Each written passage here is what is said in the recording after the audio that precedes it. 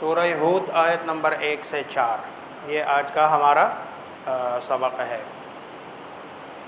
یہ وہ 3 صورتیں ہیں جو انبیاء علیہم الصلاۃ والسلام کے نام پر ہے اور یک بعد دیگر ہے۔ اس سے پہلے سورہ یونس، یہ سورہ ہود اور اس کے بعد سورہ یوسف، یہ تینوں انبیاء علیہم الصلاۃ والسلام کے نام پر یہ صورتیں ہیں۔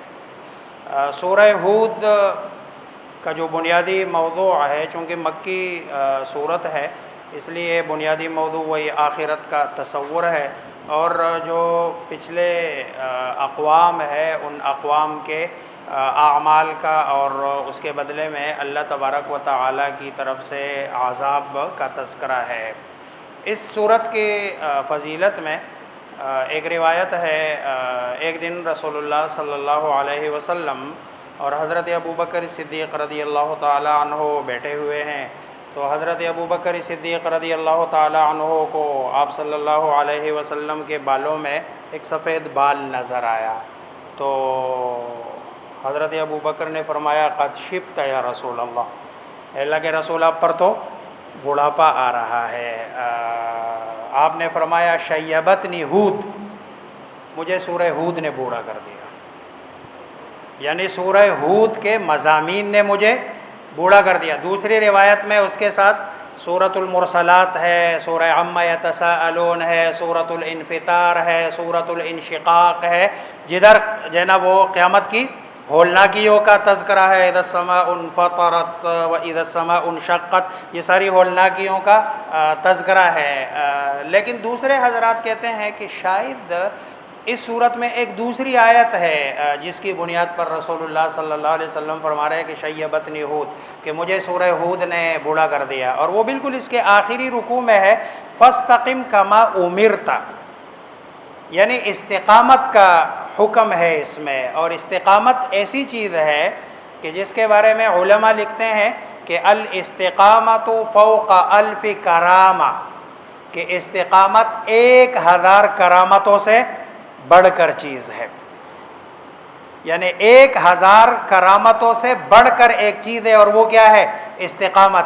اس لیے آپ روایات دیکھ لیں، رسول اللہ صلی اللہ علیہ وسلم کے بہت سارے فرمودات ہیں، احب الاعمال الی اللہ ادومھا وان قل، کہ اللہ کے ہاں سب سے محبوب ترین عمل وہ ہے کہ جو عمل مختصر ہو، تھوڑا ہو، لیکن دائمی ہو، یعنی اس میں دوام ہو۔ ایسا نہیں ہے کہ بھئی ایک دن بندہ جذبات میں آیا، فرض بھی پڑھ لیے، نوافل بھی پڑھ لیے اور لگا رہا، پھر پتہ چلا کہ بھئی 10 دن کہیں نظر بھی نہیں آ رہا ہے۔ نہیں، جو یعنی استقامت کے ساتھ ہے مختصر، لیکن استقامت کے ساتھ جو ہے نا، اس لیے اس صورت میں جو یہ رسول اللہ صلی اللہ علیہ وسلم فرما رہے ہیں کہ مجھے اس صورت کے مضامین نے بوڑھا کر دیا، تو بعض حضرات کہتے ہیں یہ والی آیت ہے، یہ جو ہے نا قرآن کریم کے یا انسانی زندگی کے جو ہے نا کا نچوڑ ہے۔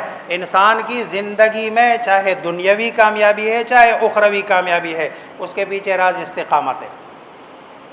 جس بندے نے جس عمل میں استقامت اختیار کیا، آپ دنیا میں دیکھ لیں وہ بندے کامیاب ہوئے جنہوں نے کئی کام شروع کیا اور 1 سال 2 سال 3 سال 4 سال لیکن ہٹے نہیں اس کام سے، کرتے رہے اسی کام میں۔ وہ انہوں نے شروع کیا تھا زمین سے، آج وہ بالکل اوپر تک پہنچ گئے۔ یہ استقامت ہے، یہی دین میں بھی ہے۔ چنانچہ پہلی آیت ہے الف لام را، یہ حروف مقطعات میں سے ہے، اللہ اعلم بمرادہ، اور یہ بہت ساری صورتوں کے شروع میں پہلے گزر چکا ہے۔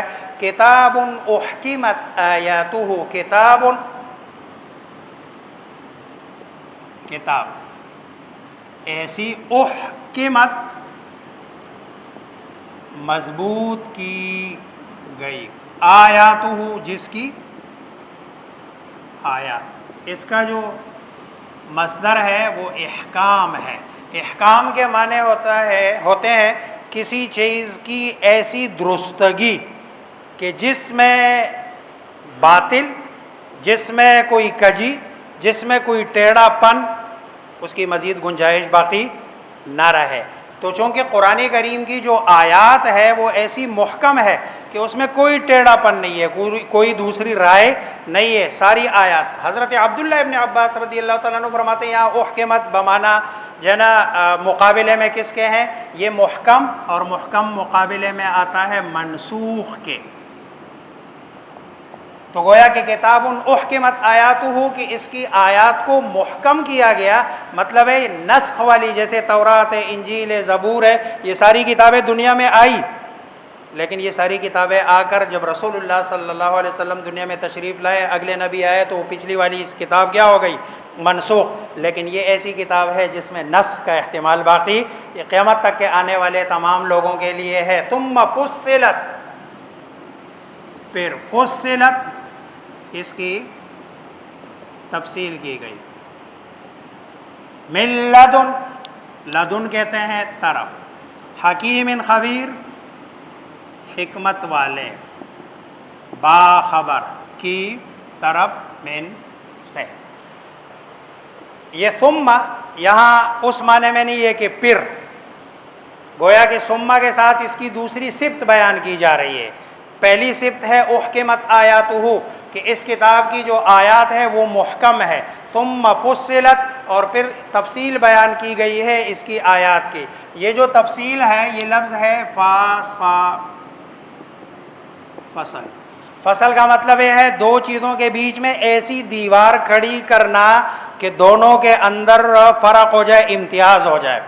چنانچہ آپ اردو کی کتابوں میں دیکھتے ہیں نا، باب قائم کیا جاتا ہے، باب قائم کرنے کے بعد کہتے ہیں فصل اول ایک مضمون ہوتا ہے، فصل دوم دوسرا مضمون، فصل سوم وہ فصل، اس کا معنی بھی یہی ہے کہ پچھلا والا ٹاپک کیا ہو گیا؟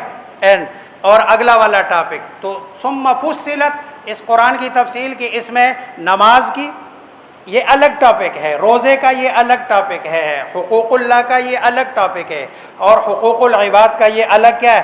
گویا کہ اس میں اللہ تبارک و تعالیٰ نے جتنے بھی احکامات بیان کیے وہ الگ الگ تفصیل کے ساتھ ساری کی ساری بیان کی گئی ہے، اور وہ ہے بھی ایسے حکمت والے رب کی طرف سے کہ اس کا ہر حکم حکمت سے پر ہے، لہذا کوئی بندہ کسی آیت کے بارے میں یا کسی حکم کے بارے میں یہ سوچے بھی نہ کہ شاید یہ ہمارے حکمت کے کیا ہے؟ خلاف ہے، کیونکہ وہ حکیم بھی ہے، اور حکیم بھی ایسا نہیں ہے، خبیر ہے، باخبر ہے ساری چیز اور سارے راز وہ جانتا ہے۔ اچھا، یہ اس کتاب کے دو اہم احکامات بتائے ہیں کہ اس میں دو اہم احکامات کیا ہے؟ کتاب احکمت آیاتہ من لدن حکیم خبیر اللہ تعبدوا الا اللہ۔ اس کتاب میں جو محکم آیات والی ہے، تفصیل والی ہے، اس میں جو سب سے اوپر ٹاپ کا حکم ہے وہ کیا ہے؟ اللہ، یہ کہ نہ تم عبادت کرو الا اللہ، سوائے اللہ کے علاوہ کسی اور کی عبادت تک نہ کرو۔ اننی لکم، بے شک میں، لکم تمہارے واسطے، من ہو اس کی طرف سے، نذیر ڈرانے والا۔ لیکن یہ ایسے ڈرانے والا نہیں ہے، یہ وہ ڈرانے والا ہے جس میں رحم کا مادہ غالب ہو۔ یہ عربی میں نذیر، مثلا اگر کوئی بندہ شیر سے ڈرا رہا ہے نا تو یہ نذیر نہیں ہے، یا جو نا کسی سانپ سے ڈرا رہا ہے، یہ نذیر یعنی شیر اور سانپ والا ڈر نہیں ہے۔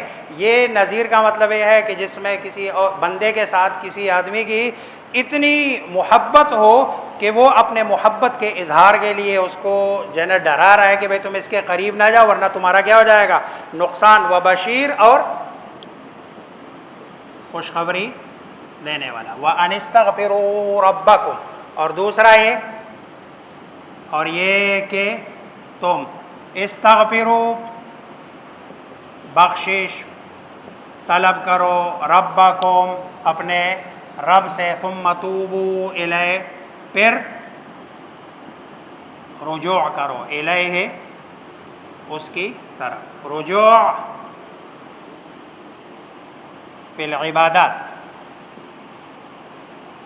اس کے بعد پھر عبادات میں استغفار یہ اور چیز ہے، توبہ اور ہم عام طور پر معاشرے میں توبہ سمجھتے ہیں، توبہ اللہ کی طرف رجوع ہے کہ اللہ تبارک و تعالیٰ کی طرف رجوع. اب اس میں ندامت بھی ہے، اس میں ندامت بھی ہے، اس کے اندر استغفار بھی ہے، بخشش بھی ہے کہ بھئی پچھلے گناہ پر ندامت ہو، آئندہ نہ کرنے کا عزم ہو، اور اس کے بعد پھر اللہ تبارک و تعالیٰ سے کیا ہو، بخشش طلب کرے. تو استغفار کرو، اپنے رب سے بخشش طلب کرو، ثم توبوا الیہ، اور پھر اللہ تبارک و تعالیٰ کی طرف رجوع کرو. یمتعکم متاعا حسنا، یہ ہمارے ملک کے جو اس وقت جو حالات ہیں نا، یہ حالات کا حل بتایا قرآن نے.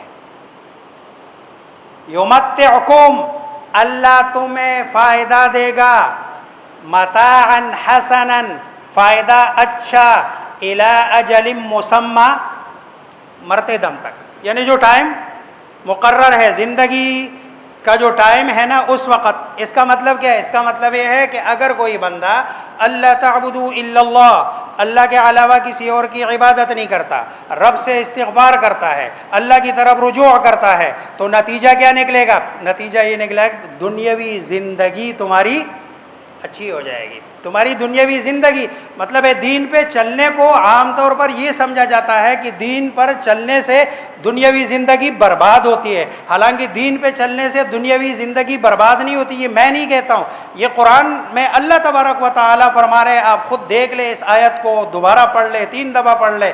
مطلب یہ ہے کہ اگر کوئی بندہ استغفار کرے گا اپنے رب سے اور رب کی طرف رجوع کرے گا، اللہ تبارک و تعالیٰ اس کی دنیاوی زندگی کیا کر دے گا؟ درست کر دے گا. کہ اگر صالح حکمران کے نیچے صالح اعمال کے ساتھ اگر کوئی بندہ زندگی گزارتا ہے تو دنیاوی زندگی بھی اس کی عیش و عشرت کے ساتھ گزرے گی. یمتعکم، وہ فائدہ دے گا قوم تمہیں. لیکن دنیاوی زندگی کے فائدے کو دیکھو، قرآن جہاں کہتا ہے نا تو لفظ متاع کے ساتھ ذکر کرتا ہے، اور متاع کا معنی ہوتا ہے کہ یہ فائدہ پراپر نہیں ہے، مکمل نہیں ہے، کامل نہیں ہے، یہ وقتی فائدہ ہے جب تک تمہاری زندگی ہے. یمتعکم، وہ تمہیں فائدہ دے گا، متاعا، فائدہ، حسنا، اچھا، الی اجل، تک، اجل، وقت مسمى مقرر، وقت مقررہ تک. وَيُؤْتِ كُلَّ ذِي فَضْلٍ فَضْلَهُ، اور دے گا کل ذی فضل، ہر فضل والے کو. فضل والا عبادت کرنے والا، رب کا حکم ماننے والا.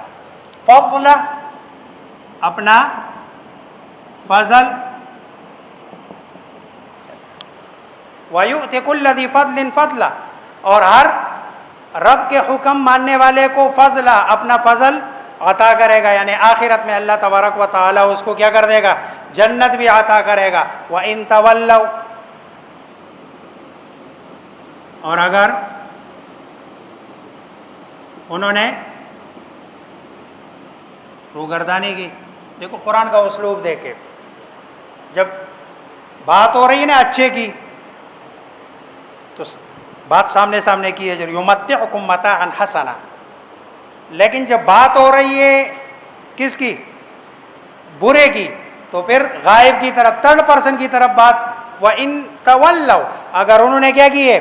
روگردانی کی ہے. فَإِنِّي أَخَافُ عَلَيْكُمْ، بس میں ڈرتا ہوں، علیکم، تم پر، عذاب یوم کبیر، بڑے دن کے عذاب سے.